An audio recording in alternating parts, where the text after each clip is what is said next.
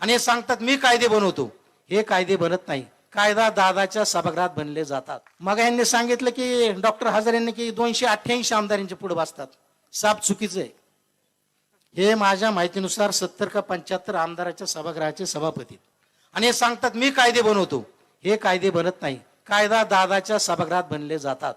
म्हणजे विधानसभेत पारित करायला तो ठराव जातो विधान परिषदेत आणि त्यांनी फक्त मास्तर जसा शाळेतले पोरं मोजतो तसं बघायचं. ठरवायच्या बाजून किती मतदान झालं मोजायचंय आणि इकडे नाही झालं तेवढं मोजायचंय.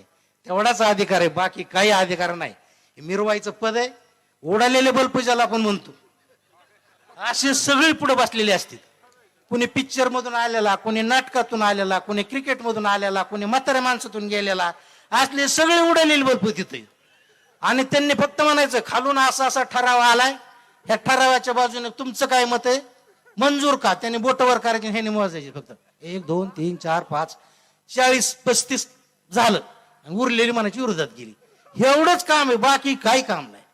हिवाळी अधिवेशन झालं 7-8 दिवस त्यांचं चालतं. पावसाळी अधिवेशन 7-8 दिवस. उन्हाळी अधिवेशन 7-8 दिवस. सगळे दिवस मोजले तर 30 दिवस काम आहे. किती 365 दिवसातलं किती दिवस काम आहे 30 दिवस. 335 दिवस काय काम आहे ते नुसतं आपलं फिरायचं. लावा जावा माग पुढं आले साहेब आणि गेले साहेब. काय साहेब हे सभापती. अरे पंचायत समितीच्या सभापतीचे जे अधिकार आहेत ना ते त्यांना नाहीत. हे जनतेने एकदा समजून घ्या. गावगाव जाऊन लोकांना समजून सांगा. अंध भक्तांनी लोकांचे डोके बिघडिलेत. त्यांना सांगा भाऊ हे असलं नाहीये. सूर्यकांत नाण्याने बोंबलं सांगितलंय. ह्यो कसलाय ते काय नाही खरं. तिथं 10 टायमाला म्हणलं होते ह्यांच्या सभागृहात सगळे ही टाकले ना कार्पेट हिरवे. म्हणलं हिरवे गारी गार आहे म्हणलं. आणि ही कुठल्या सभागृहात म्हणलं लाली लाल दुष्काळात. तसलं सभागृह आहे ते काय नाही खरं. ही बकवासगिरी खालच्या नावाचा धंदा आहे. प्रत्येक मंत्र्याकडे जायचं आणि म्हणायचं माझ्या मतदारसंघात निधी द्या ना. निवडून जर तुम्ही आला असता मिनिस्टर झाला असता तुम्ही लोकांना निधी वाटला असता ना.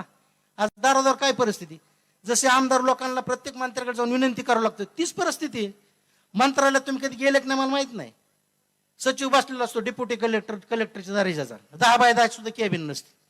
आमदार लोकांना दादांना सुद्धा उभं राहावं लागतं. फक्त हिरवा बिल्ला जर दिसलं ना तर ते सचिव म्हणतो साहेब बसा बसा बसा. तांबड्या बिल्लावाल्याला कोणी विचारित नाही. तिथं छात्याला बिल्ला लिहिलेला असतो हिरवा आणि तांबडा. इतकी वाईट परिस्थिती. म्हणजे आमदाराच्या लेवलपेक्षा सुद्धा खालची तुमची लेवल आहे. व लाल देवा मिरवायचा, सायरन वाजवायचे, घडी गोळा करायचे, काहीतरी फपलायचे. आता परत हे स्वांग पांघरून येणार आहे 2 तारखेपर्यंत. आता जॅकेट काढले काल परवापासून. गाडी जागेवर आली माझं लक्ष येईल नाही तर जॅकेट 2-3 गोगल महागन पुढून कमवून काय हानतीत का मारतात काय करतात. जामकडचे लोक आहेत कर्जचे लोक आहे ना. एवढे कशाची गमंड झाली. एवढं काय आकड आहे तुम्हाला. पण आपण होता काय झालोत काय आनंद मानावा ना. असं नाही बाबाच काहीतरी पुण्य आहे त्यांनी झालो म्हणावा. मी झालो म्हणलो तुम्ही झालं नाही. रोहिदादान केले तुम्हाला दोनदा. हे पडले तिथं जाऊन रडले. उगं बोलता आजी दादा म्हणलं रोहित दादाला माझ्यामुळे आले तर निवडून. आज चुलते पुतणी ते बघतील काय करायचं आपल्याला काय घेणं.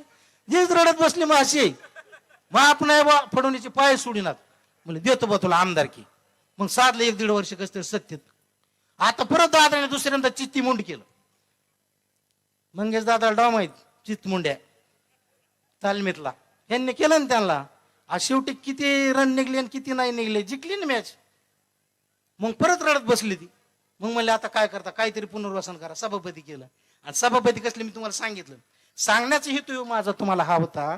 मी माझ्या मूळ मुद्द्यावर येतो की आगामी 2 तारखेपर्यंत यांच्या गप्पाला वाव देऊ नका. यांच्या गप्पा ऐकू नका. यांचा कोणी सांगायला त्याचा ऐकू नका.